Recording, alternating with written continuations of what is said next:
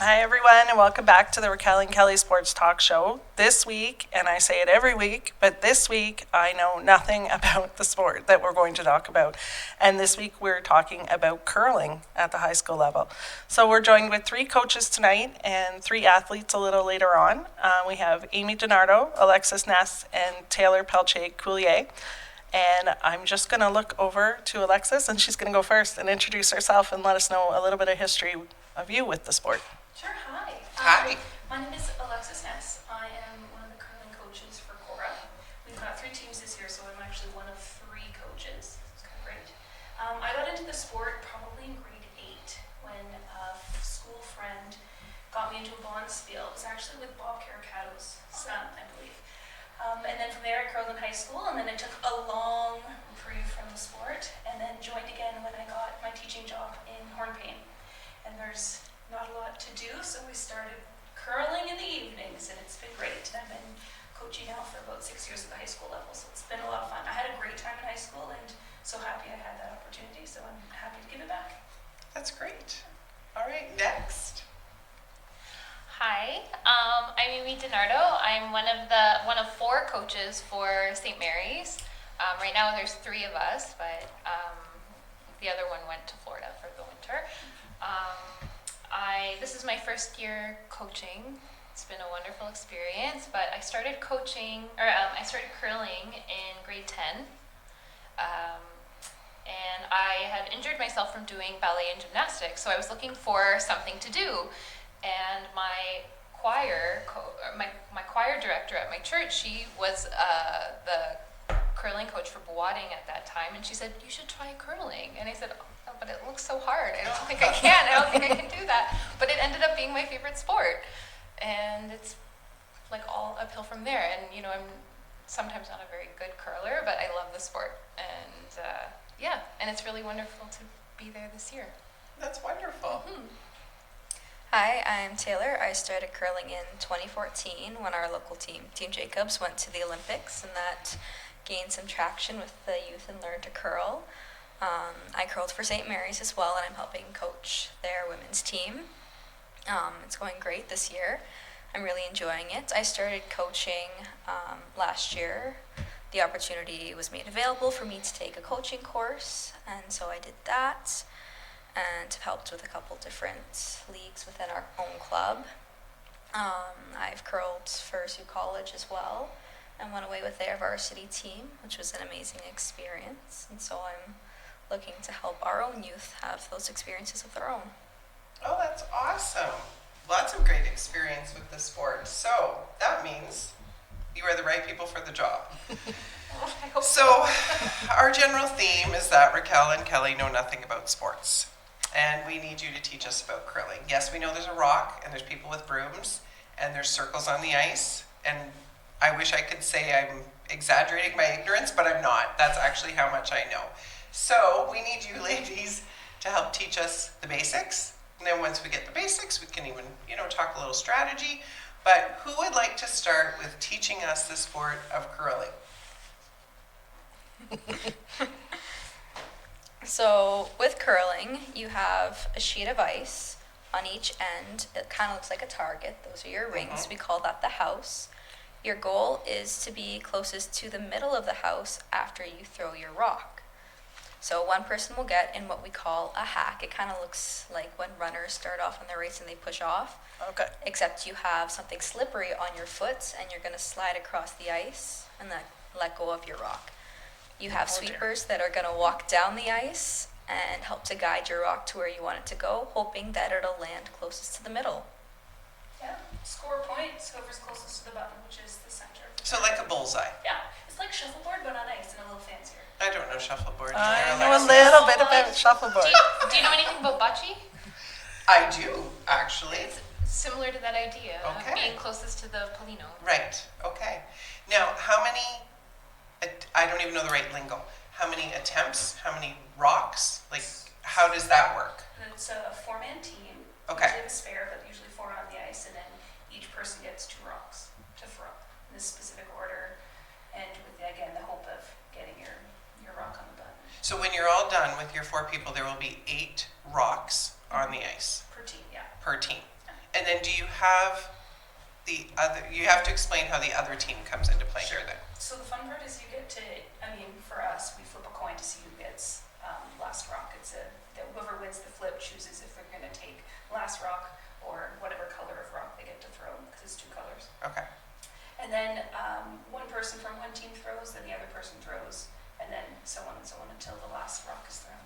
So at the end, there are 16 rocks? Rocks out at there? the other end, not necessarily in the house and in play, I'd say. Okay. So 16 rocks are thrown, and that concludes what we call an end or a round. And you do that, usually it's 8 times. I've seen like 6, 8, 10 times. So you go back and forth. And then, like she said, we're going to flip to see who has last rock. So whoever scores gives up last rock to the team who didn't score for the next end. Okay. I feel like it's a little more complicated than that. It's more fun, not complicated, more fun than that. We have to start with the Yeah. basics, right? And then Yeah. we move up to strategy and things like that. The basics are we throw in a specific order because we have a specific goal in each tier, I guess, as you work your way down the team. But with the end goal of always being closest to the button, it could be more than one. You could score 3, you could score 2, you could give up points to the other team. Score 8. Yeah. Apparently get vests. I didn't realize that. Yeah, I balls. want a vest. I don't know. Do we have vests? We want a vest. So how does points work then? Points is whoever, at the end of all 16 rocks, whoever has the closest to the button, whether again that's 1, 2, 3, 4 points, that's how you score.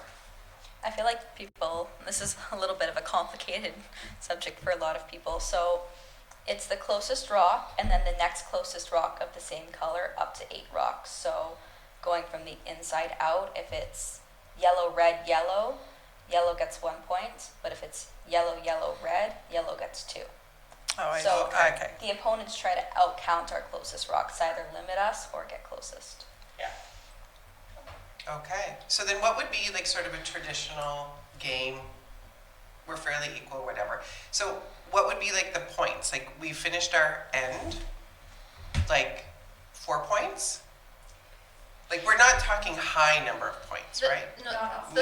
The goal is to get 2 points. If you have the Oh. hammer, that's the goal is usually 2 points. And then if for the other team, they would almost want to try either to steal a point or to limit you to 1.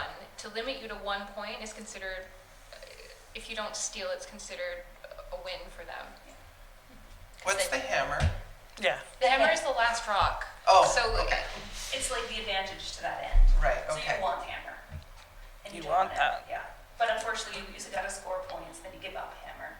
But then, again, strategy comes into when you want it back. And a part of that strategy is to take the hammer in the even end, so you get the very last rock of the game in the last end. Okay, so many times you've all mentioned the power of the last rock. Why? Why is it so good to have the last rock? Because you're playing the field at that point. You have the opportunity to kick their rock out Okay. or score, like draw to the button to get your score. You get the last say Yeah. of the end. Yeah. Okay. That's how I was picturing it, the Okay. last say. Okay. What are the role of the sweepers? Is that what they're called? Mm-hmm. Sweepers? Okay. What's the role of the sweeper? Well, the development of our sweepers over the past little bit has fine-tuned themselves quite a bit, I would say. So before, maybe not, maybe more so that, but just keeping it straight was the main goal of keeping it on the path it's on. However, now with the new brooms, new technology, and like their ability to manipulate the stone, they can kind of guide its path. So they can either curl it a little more, they can hold its line, or sweep it to where it needs to go, I guess, to give it some more oomph to get to the end.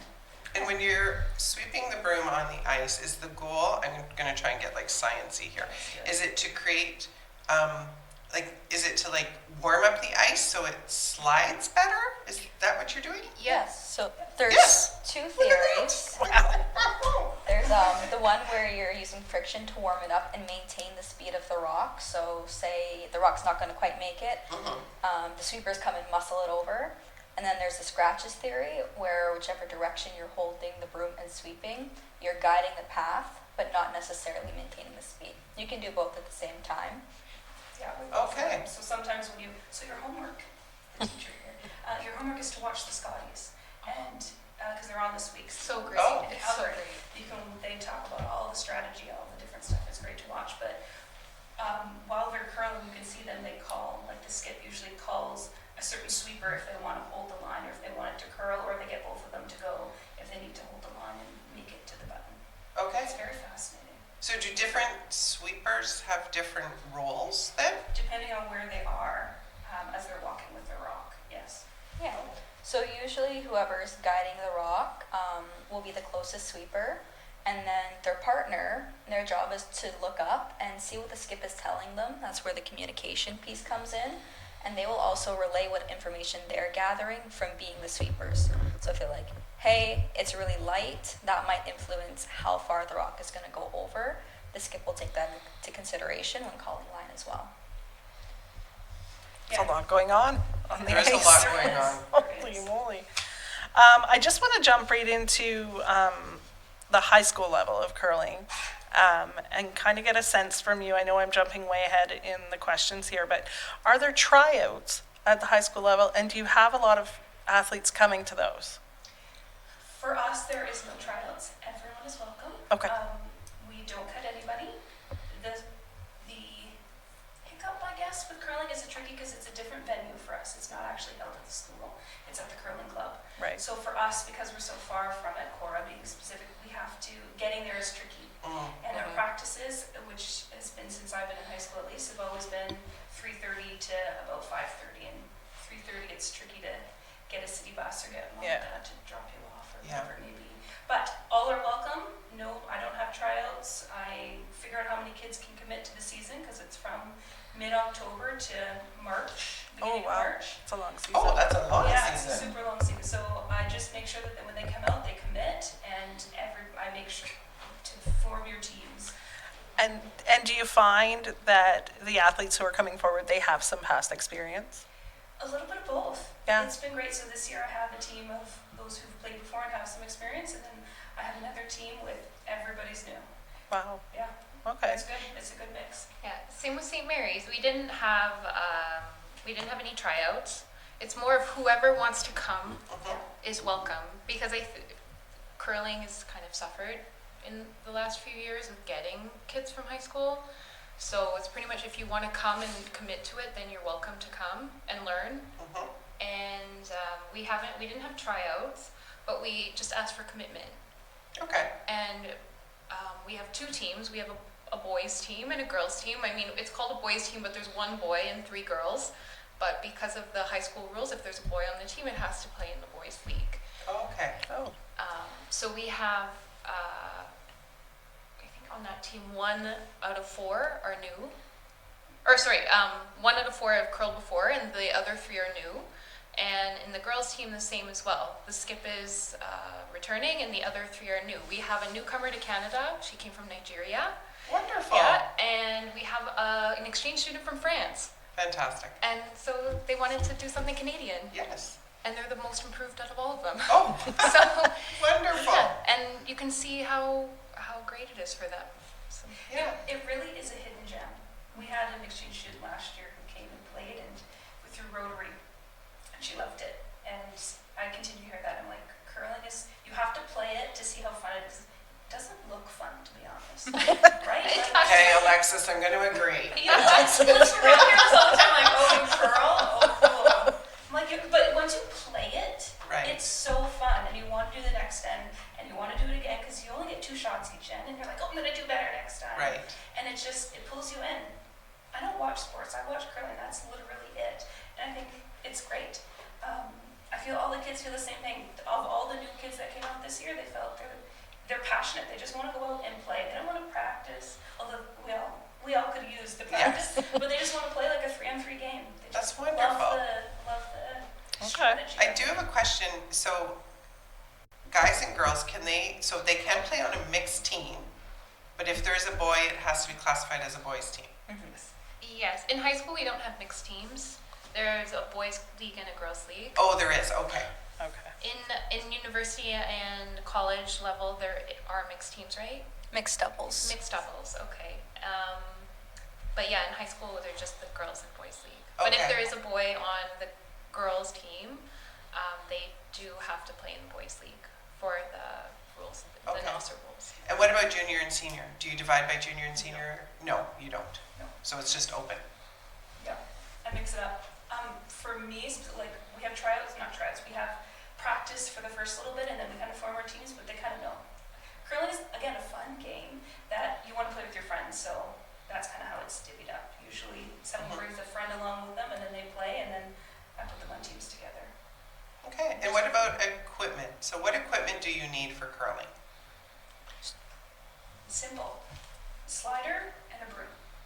And the slider is what I think, Taylor, you had said, it's the slippery thing you put under your shoe? Yep. And that's so you slide on the ice? Yep. But only on one shoe, right? Yes. Yes. Even more simply, you need a pair of stretchy pants and some clean shoes.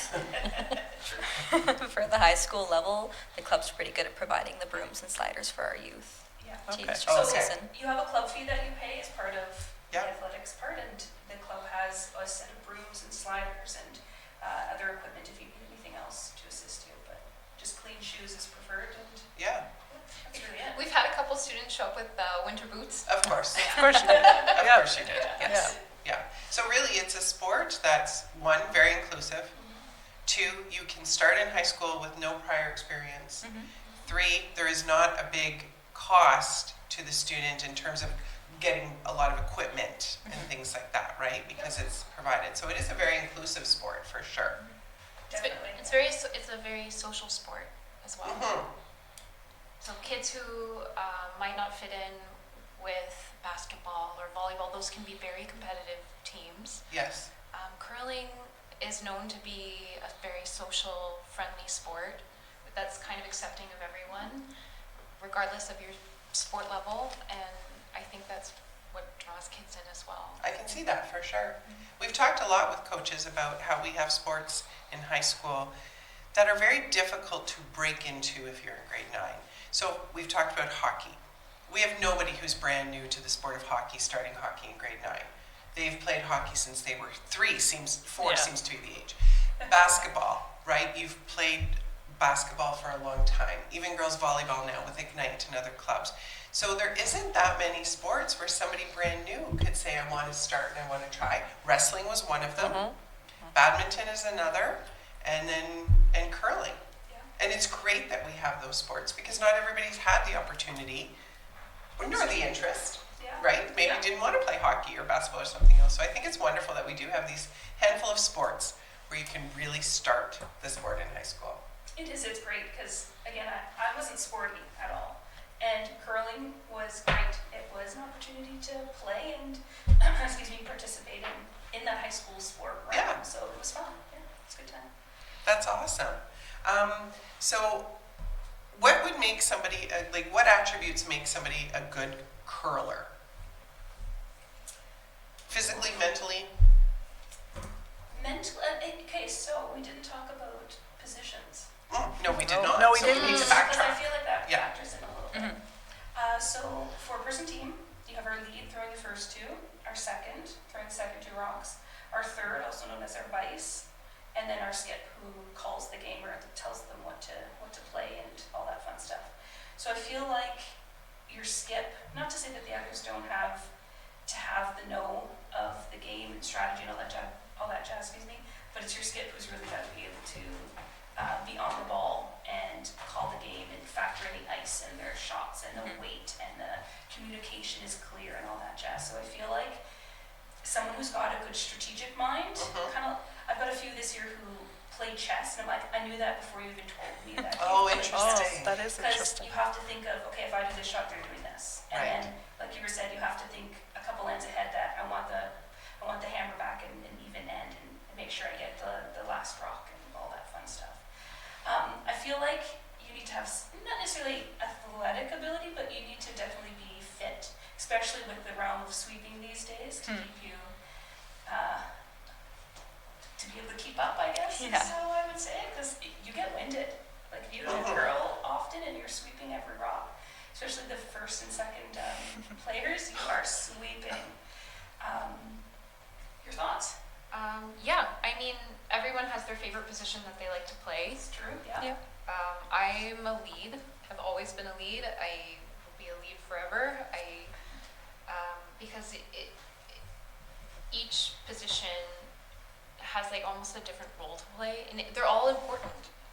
They're all important, and you know, there could be all of the other rocks. Some people think a lead is not important, but a lead can set up the end, and their rocks could be the only ones in the house by the end of the game. By the time the skips rocks come around.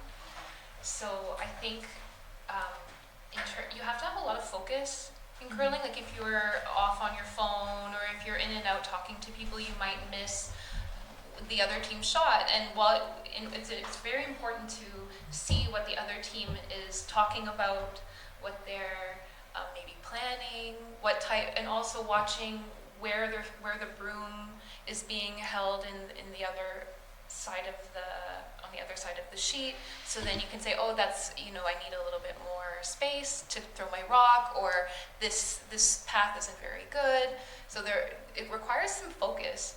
And if there have been times where I'm tired or I'm not focused and I'm playing and I end up throwing my rock in a totally different direction. Or I think having someone that does have a little bit more of like an analytical mind, I think helps in curling. I think it's good to have someone who keeps things light too, because some people get frustrated really quickly, especially if they don't get their shots the last couple in. So it's nice to have someone who's a little there to kind of lighten things up a little bit. Yeah. I think even to expand on that and some of the soft skills that curlers learn, the communication is huge. Like the lead and second, you get to know a lot about your players and how they throw and how to read the ice, and then communicating with your skip. I've skipped before, and it's kind of daunting up there if you feel like you have to do everything, judging the weight of the rock and how it's curling and what someone did when they threw, which is why that communication piece is so huge. And I tell the kids too, no single shot is made by one person alone. Okay. And then even with the vice too, having somebody else who has a lot of knowledge of the game, they can talk and discuss things with their skip. And there's a lot of collaboration that goes on. It's a lot of communication. It's a lot, and a lot of great attributes, right? Communication, being able to focus, being able to analyze a scenario and act accordingly. Like those are all really great skills to have in life. Yay for curling. You're convincing us, let me tell you. In all the other sports that we have done this show with, there is fouls and there's a referee.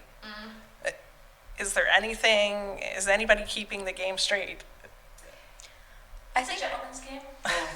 Okay. It's an honors game. It's an honor yeah. system, okay. If you tap a rock, usually you just talk with the skip. Like if you're in the house and you hit a rock, you let the other team know and you have discussion, put it back. If you notice that, because you have to let your rock go before the hog line. So if it's past that, again, they let them know and they usually pull the rock. Like it's very much an honors game or a gentleman's game. There is, if you notice that the opposing team is having hog line issues, I guess, I think you can ask an official to come. Yep. During the league, during like the high school league, we don't have that. But at cities and at NASA, there is an official who comes and kind of monitors things. Okay. All right, should we hit them with some rapid fire questions? Yeah. Some of these you already answered. These are just our not general. We confess, we Google it because we don't even know what to ask. I already told them. Yeah, we can't pretend to be coming up with these questions off the top of our head because we can't. Okay, so some of the questions that we have, you've actually answered some of these already, but one of them is when you're, I was going to say serving. Oh my God, I'm so tired. Okay, so when you let the rock go, is it better to aim, like, is your goal generally to have it in a straight line? Or are there people, I'm thinking now like bowling, right? Where like part of the curve is part of the strategy. Are you guys trying to get the rock to go straight every time? Yeah, so when you release the rock, you'll be aiming for your skip who's holding the broom, so throwing it straight at the target, and then when you let it go, you're going to turn it with an in-turn or an out-turn, or in other words, clockwise or counterclockwise rotation. which will then allow the rock to curve and make that path down the ice. So you're throwing it straight, but it's going to curl left or right. Okay, and so the person who's letting it go is going to try and sort of guide that, because the little bit that I've watched, I know sometimes like they'll turn the handle on the rock, which is probably not even called a handle, but like it is, okay, but they'll turn it a little, Kelly's laughing at me, I don't even know, but they'll turn it a little bit, right? Like sometimes they let it go straight, and sometimes they'll put that little turn on it to get like a little spin or So it curve. really depends on what the skip's calling. So like you said, Oh. so depending on where you are in the house and what handle they're calling, you generally, when you're releasing it to give it a certain turn. So how it's curls down the ice, or if it goes this way. Right, So depending on where they're calling to have you release it, if it's Okay. an in turn or out turn, it does its job. How heavy is the rock? 40, it's 42. 40 pounds, right? I think it's 42. They have different weights. Is there like a younger- regulation? Okay, that's heavy. that is heavy. You I'm know, thinking of like letting it, Yeah, yeah. that's heavy.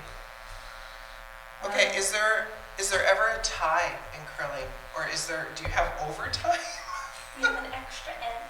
Oh, an extra end. Okay. Yeah, Okay, that makes You sense. have 10 ends, and yeah, if it ends up being a tie, you have an extra end. So that's where you hope to have hammer and yes. leave it down to literally the last rock. Right, that makes sense. And how long is the ice surface? I looked this one up. So it was between 100, I think 146 and 150 feet. So the difference is the distance behind the hack to where the backboard is. Oh, So where you Okay. move from the hack to hack is consistent, but then how much space behind okay, so it's is fairly what long. differs a little, yeah. We learned in badminton that you can't cheer and there's no noise. Can you cheer in curling? Gentlemen's game, so we don't usually go, Yeah, like, yeah. hit the shot, because it's just not It's just not. sportsmanlike. But Okay. there's usually like a Oh, little, like, I've did never it, or really like seen a that. little She did like a little thumbs Yeah. up. I know, and I a wish- little, like, yeah. but that goes both ways for both teams, right? Like when Yeah. you take out this fancy shot or do like a little tap and roll, and for the other players, you're gonna congratulate them. You're like, that was a great shot. And Yeah. but yeah, usually not major cheering, I would say. On the parents' end as well, though, Right. sometimes you'll see them up in the background, or when I went away and it was in an arena, it was the wildest I've ever seen for curling, where people brought bells and bomb Oh my goodness. oh wow. Usually it's not that crazy. Oh my Okay, goodness. we have time for one more question and then we're done. Is it a term question, do you think? I don't know, go for it. What is the burned stone? So that's if you touch a rock while it's traveling down the ice, it alters the weight or the path. Not that anyone would likely do that on purpose. No, it's We always by just- accident. So yeah. Usually when they're sweeping, if their room hits I it, see, they okay. burn it, Oh, they burn okay. it. Right. Or if they're in the house and it's, ricocheting off one and you kick it by accident. Yeah. Okay. You're- Now, is that Is it a rock replay? still- Oh, Yeah, I was sorry. just gonna say the Yeah. same thing, like, is it still in play, or do you have to redo it? Depends. It Yeah. depends. Oh. So, like if you're, I think like if you hit the rock while you're sweeping, you don't automatically stop it. You let it sit in the house, right? And then you tell the skip. Am I wrong? And then I the assume skip it's- decide where it should be, and then the After opposing the skip. hog The opposing skip can decide, right, where. where it ends. So between hogline and after the hogline, you're sweeping. If you hit it, it's burnt. So you have to pull it off. It's out of play. Okay, But if it's in the house and you tap it with your foot, or you stop it and it ricochets and is rolling and it hits your foot, then that's a discussion with the skips. Place it where they think it would have landed. I see, Yeah. okay, Yeah. You try to avoid that at all costs. You usually keep right. usually only one player in the house at the time, just to kind of avoid that. Yeah, and they can also choose to take it out of Yeah. play entirely if they prefer Okay. that. Yeah, it's up to the opposing team or the opposite team to figure out whether to place it, or if they thought it was going to go out, to pull it out completely. Absolutely, yeah. All right, well, we've almost been Yeah. 30 minutes already. Crazy. And what have we done? Scratched the surface. Yes. Really? Yes. Yeah, what's interesting about it is every single sport that we do, as we get into a conversation, you realize how much strategy is in every sport, how much thought, and you really can never really learn a sport in 30 minutes. But you've taught us a lot. We know a lot more than when we started, that's for sure. That is right. Yeah, Yes. so huge thank you. And I wish a great season, which is, what, about a month left? Well, Yes, we have ma'am. cities on Wednesdays, actually. Oh, cities on Wednesdays, okay. Yes, yeah. Awesome. Well, I hope this season ends well for everybody, and thank you so much for giving us some time. Thank you. Thank you. Thank you. Bye. Bye. All right, we're now joined with 3 athletes who are curlers. And we've got Carter, Justin, and Emma. And we've got Cora, White Pines, and St. Mary's represented here with us today.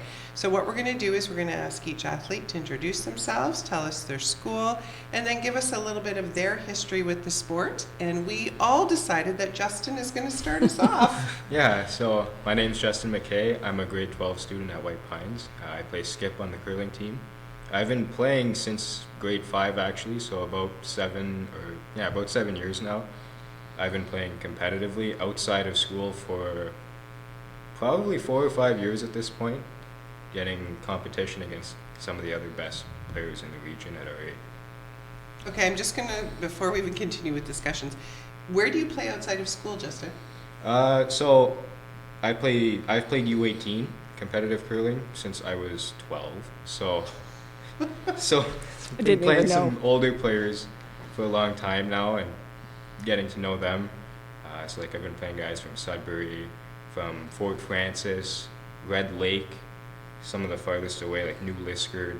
I've played against guys from Toronto at some point. So just outside of school, like you find 4 other guys, or 3 other guys and a coach, and you just get together, form a team, you practice whenever you can, and you enter into events around the region.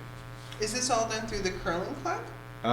It's done independently, but the curling club heavily endorses it. Like Okay. they support their competitive teams, like men's teams. Like I'm sure you've heard of Team Jacobs. Of course.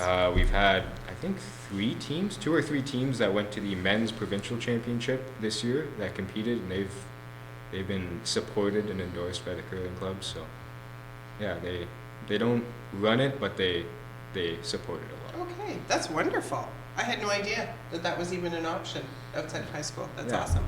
All right, Carter? Hi, I'm Carter McClelland, a grade 11 student at Cora, and I play skip on the Cora team.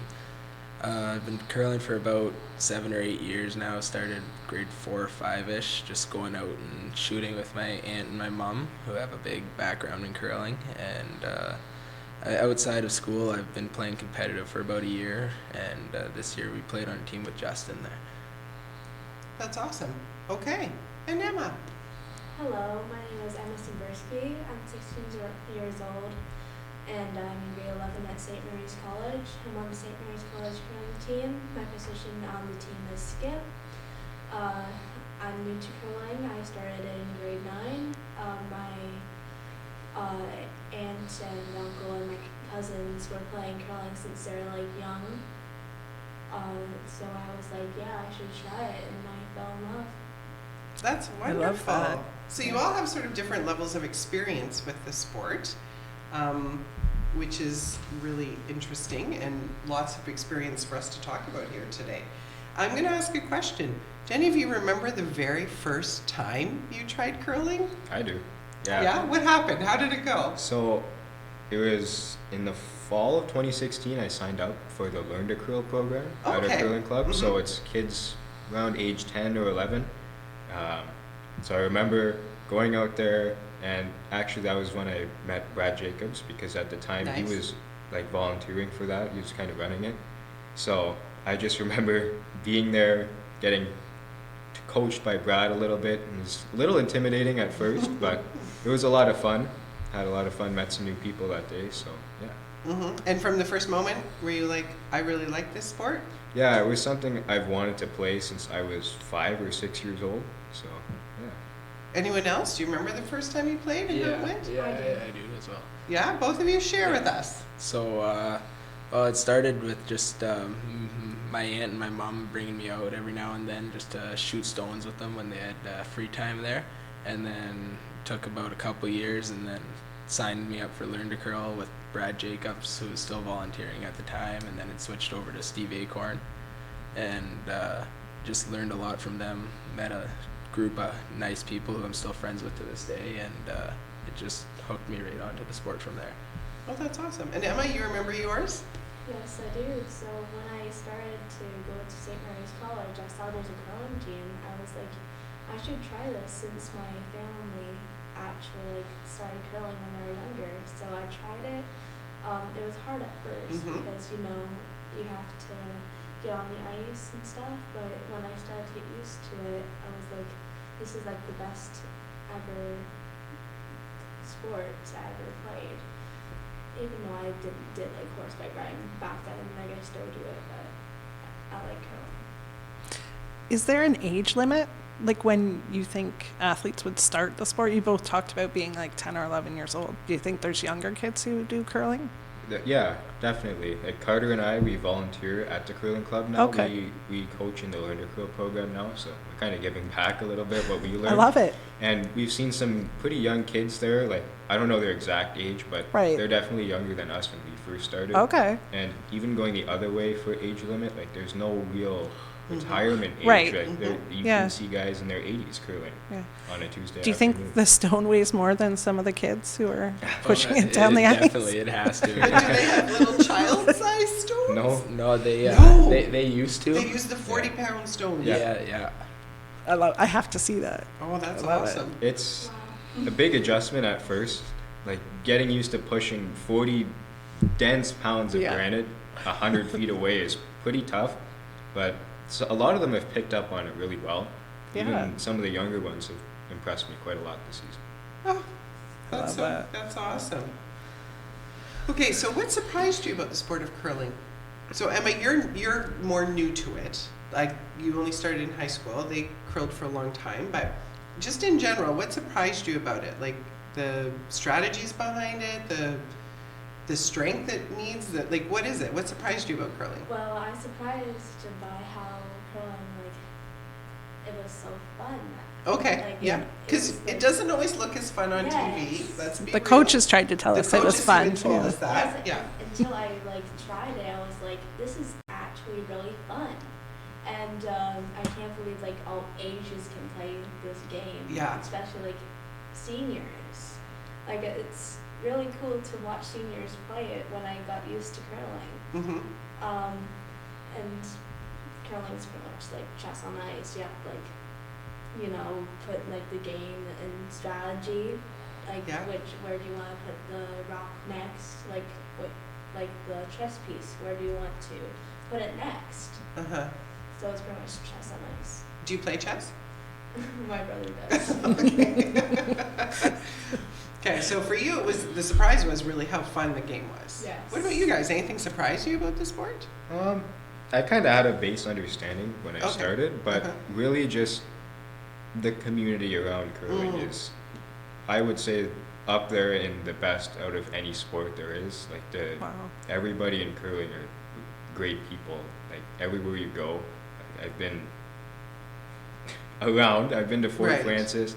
This year, Carter and I we went to Long Lac Uh-huh. together, and just great people everywhere you go. You meet new people, and they're all fantastic. Oh, that's a great answer. Both of you have given great answers to that. Carter, what surprised you? Yeah, so probably about like the mental and physical capabilities that curling Okay. takes Uh-huh. there, because just like hockey, it's very physical, wearing on your knees and all that stuff. Because I've played hockey for many years, but and curling, it just adds a more mental aspect to the game, and it's more calming and has that different atmosphere than curling, especially with like the communities, like Justin said, and how everybody's a part of it, especially in Sault Ste. Marie with Brad Jacobs winning and all that.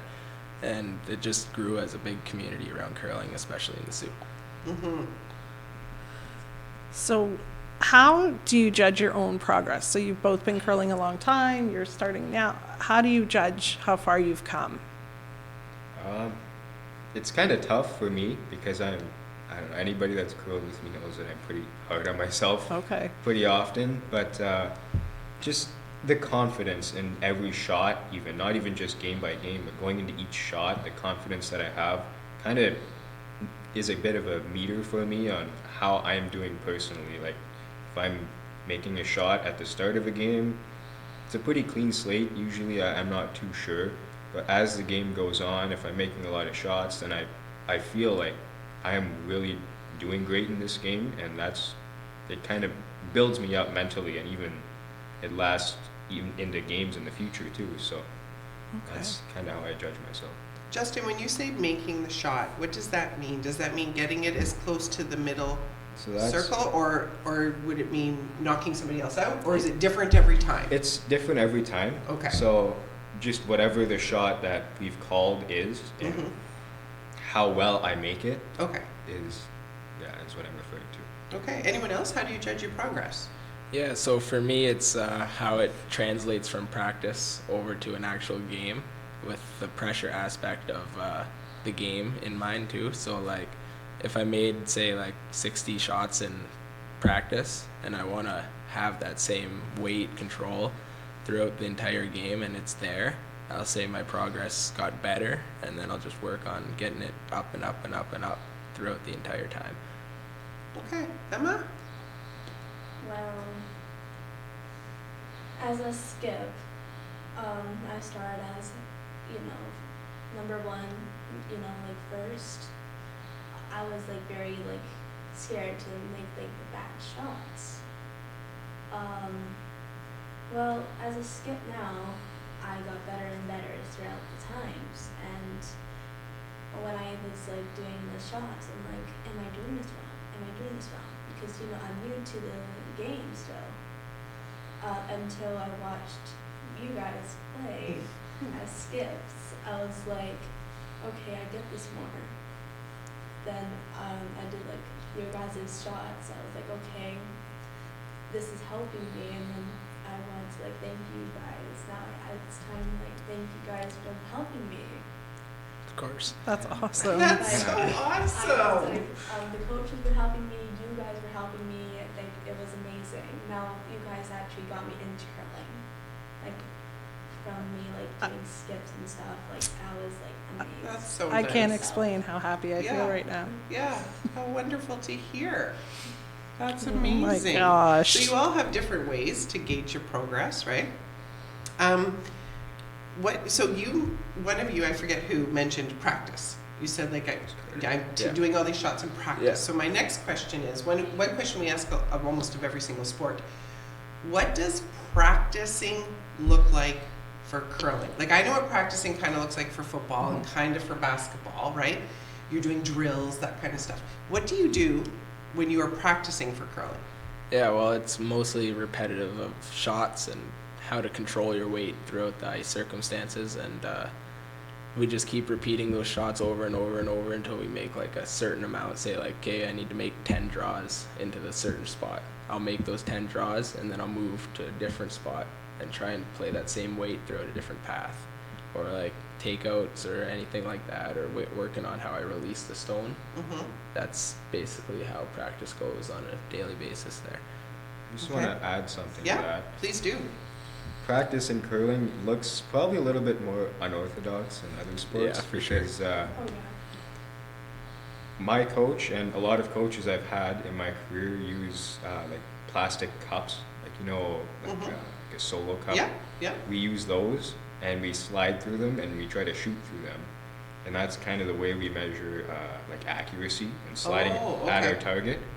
So we slide through cups. I've had a coach who combined a line of cups and a string that went all the way down the ice, and once we took the string out, there was a perfect line of cups going down the sheet, and you had to shoot through, I think it was 6 or 8 different lines of cups, and without knocking any one of them over. Oh my So goodness.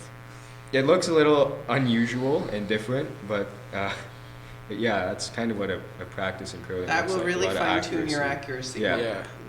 Yeah. All right, Emma. What are some of the things you're doing in practice? Same thing as Uh-huh. what they're saying. Sometimes we're doing more takeouts since my team is really new to curling. They Mhm. just started this year, and Yeah. look how far we got. And we're doing like takeouts. They're not hard enough still. Now they're getting harder, like too hard Okay. to on the rock. Yeah. So now we're starting to do like more draws to keep them, Mhm. in the same pace as everyone else. Mm-hmm. Yeah, that's pretty much what we're doing. So every high school has their own gym where they can practice basketball and badminton. But my knowledge is there's only one curling rink in the Sioux. Is that wrong or is that right? So yeah, are you there- all practicing at the same time, all the different schools? Yeah. Yeah. So there's Okay. 2 curling clubs, but the high school only goes to 1 curling club. So Sioux Curlers and Terran Taurus, there's 2. Okay. And we only really mainly go to Sioux Curlers. I've been to Terran Taurus once to practice because it's just Okay. closer to my house. But the Sioux Curlers is where high school takes place, and we're all there every Tuesday and Thursday getting our Okay. work in. Some of us come out on the weekends on Saturdays and Sundays and put even extra work in and extra time in. So even though you're all on different school teams, you're really practicing all together. Is Uh, that Or are Justin, you all wanna say there at the something same We're on at time, the same, but then you yeah, divide? we're there at Oh, the same okay. time, but we're in our own teams on different Okay. sheets. right? But like Carter and I, our 2 teams, we hang around quite a bit at the curling club. We talk a lot, unless we're playing each other that day. But like I practiced with one of his teammates just this past weekend, actually. So Okay. yeah, depends, and if we're there with our school for a school day, like a school practice day, we'll stick to our own teams. But if we're there independently, we'll just practice with whoever. Okay. Okay, so question that I don't know the answer to. In the Sioux Curling Club, because I've only been in there once for a paint night upstairs, so it had nothing to do with curling whatsoever. And I don't even know the word. How many lanes? Sheets. No, lanes is bowling. Sheets. Sheets. There's Sheets. so Yeah. yeah, we're Okay, so fortunate. how big is it in there? Like, so Yeah. how many people are in there at a time? We're pretty fortunate, actually. We've got one of very few 8-sheet curling clubs in Northern Ontario. Oh, We have one of okay. the biggest curling clubs in like the province. So, yeah. Oh, wow. Well, that seems big. Yeah. Yeah. Yeah. Okay, so there's a lot of room. Yeah, so Yeah. there's usually there's a game of 4 people, right? So there's 4 Yeah. people on a team, and if there's 2 teams in the game, so like 16 people on 2 sheets, and then there's about 64 people in Right. there at once. Yeah, Wow. That sounds like chaos. It does sound a little it chaotic. gets pretty actually. loud in there. Yeah. I can imagine it gets loud Oh my too. goodness. Wow. Whoa. So we love asking this question. Do you get like pre-game, or you don't call it a game in curling, so like pre-competition, we'll say pre-competition jitters? Do you get nervous? And if so, how do you handle it? I'll answer this one. Personally, no. All right. I don't move know. on. I don't really know why, but I've never really felt the jitters before a game. There's always somebody who leaves their phone on. I've never really felt the jitters before a game. I'm not sure why. I know in other sports, like you hear a coach say, if you don't feel nervous before a game, you don't care. That's pretty wrong. I care a lot about curling, and I don't know why. Like I've played in some pretty big games so far in my short career, but I haven't really felt nervous, especially at like a national stage. I've played at that level, Wow. and in front of probably 700 or 800 people, and being on TV, and it's I don't know. I just never felt the jitters. Do you have any superstitions though? Like, do you have to put one shoe on first, or Or that's eat one of my something. favorite questions for Yeah, athletes. And so many athletes have really interesting things they need to do. Anything you need to eat before a competition? Anything? Anybody?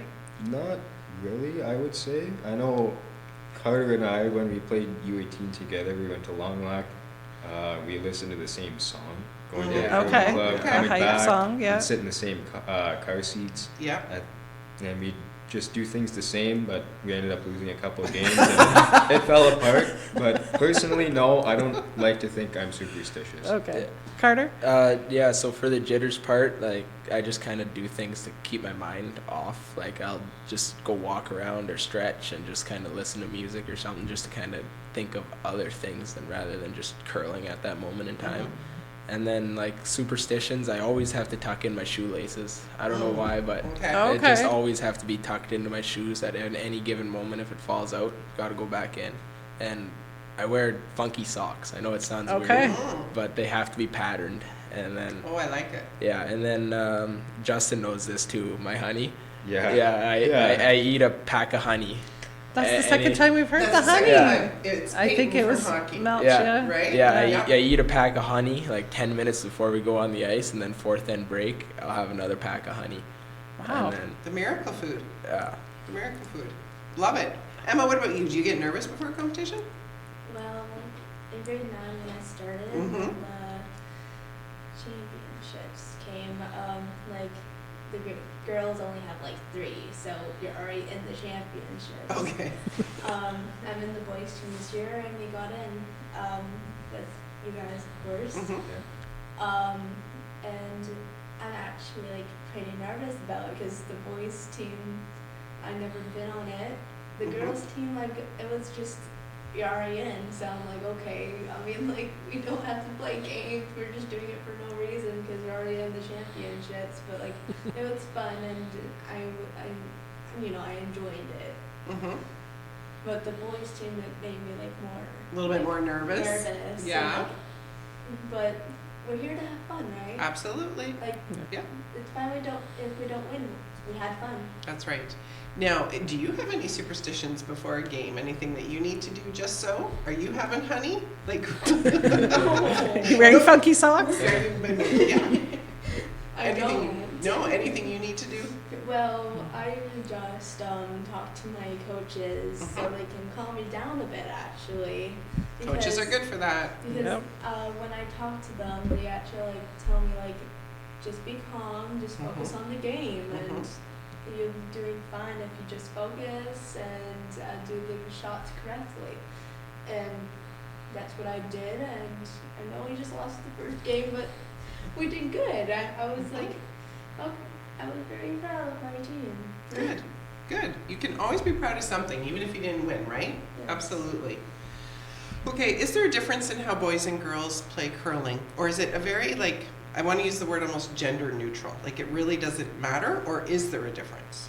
Yeah, well, I feel like it is very gender neutral Mhm. towards curling because everybody's playing the same way. Sometimes the females bring a more draw-heavy atmosphere to the game compared to how the boys just want to hit. Mm.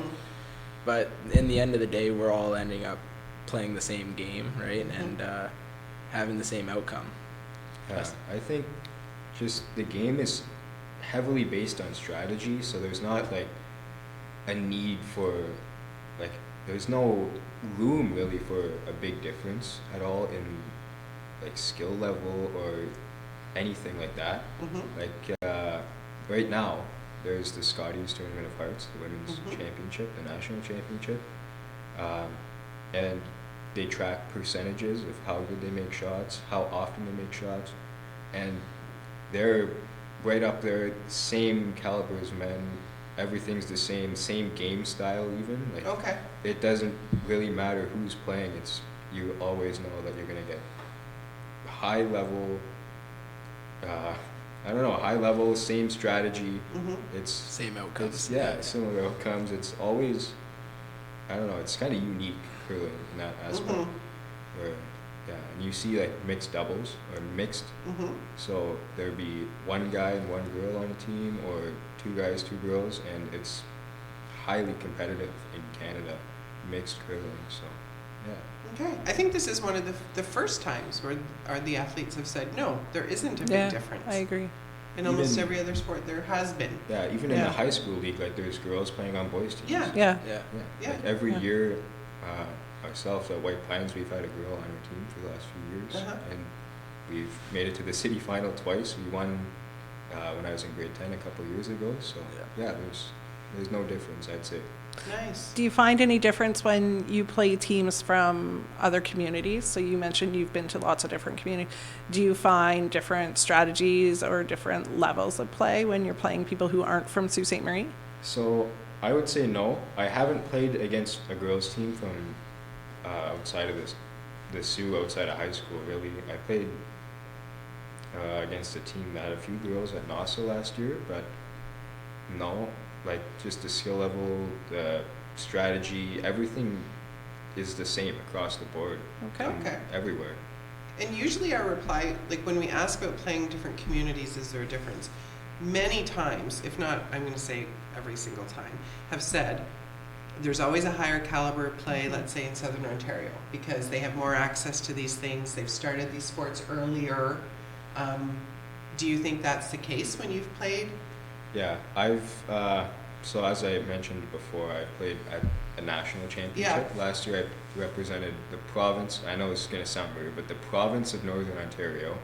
Oh, Because I in did not curling, know that. in curling, Ontario is so big and populous that Oh. we've got, it's always just been around. I don't exactly know why, but Northern Ontario has always been its own province. Okay.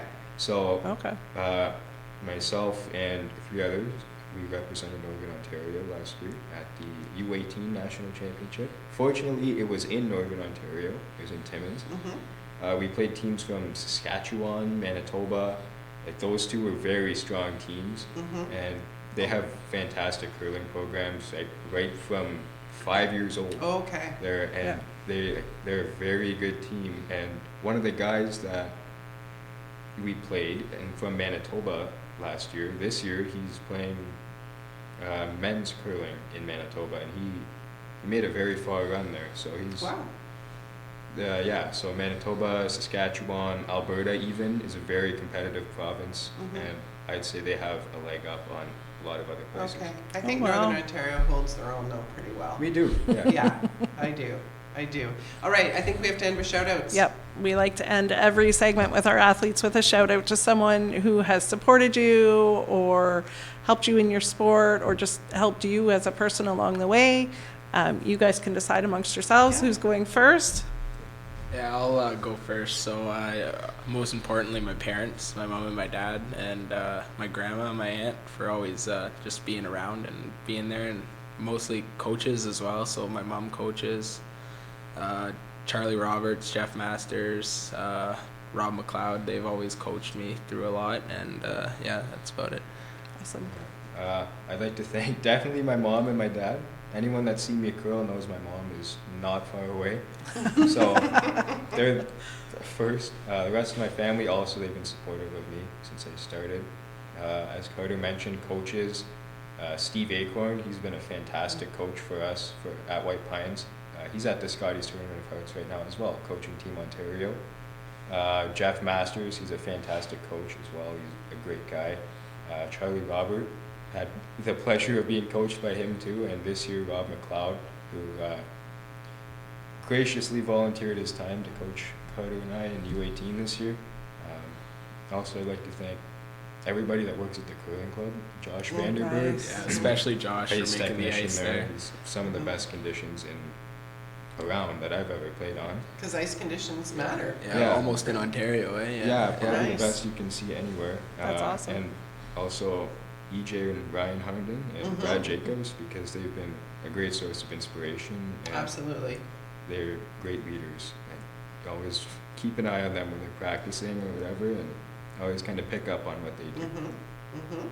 And Emma, what about your shout outs? My shout outs are going to my coaches, Amy, that was RN, Yeah. Bob and Murray. They taught me very well. Murray was like my first ever coach that helped me get on the ice and not be scared of the ice, be on sliders first time. And Bob was there for me when I was like, nervous, scared to play the game. He was usually there for our timeouts. I really was nervous one time, and he got me unnervous from telling me do your best, focus on the game more than your nerves. Then with Amy, she's always there, when someone falls, she's always caring, always coming to us are you okay? Are you fine? Are you hurt and stuff? And she's always there for me when I'm hurt or very in pain, when I was I ride horses, so I'm always in pain with my legs. I have to use my leg on horses, it hurts. And yes, it's hard on my legs when I squat down and do the rock and everything. But I'm fine. I do it perfectly, but I know I missed some shots because of it, but I'm very happy that I got them. Awesome. Perfect. Thank you. Oh, what a great introduction to the sport of curling. And I can't believe how many times, Kelly, everyone said to us how fun it is. Yes. Yeah, I have to try it. We have to try it. I feel like it's not going to go well and it's going to generate some laughter, but I think we need to try it. Between the coaches and the three of you, you've certainly convinced us that there's a lot more to this sport than I realized. It's more For fun than it sure. looks. Yeah, it's for more sure. fun. It's than more it fun than it looks. Everybody Awesome. has said that. Yeah. So Yeah. thank you so much for sharing your experiences with us, giving us some time, and we've really appreciated having you on the show and wish you a great end of season, which is like coming up, right? Wednesday. Wednesday. Wednesday. Okay. Oh, Wednesday dear. it is. So I hope everything goes really well for all All of your right, teams. thank you. Thanks for having Thank us. you. You are Thanks, so guys. welcome. Bye. Bye. Bye.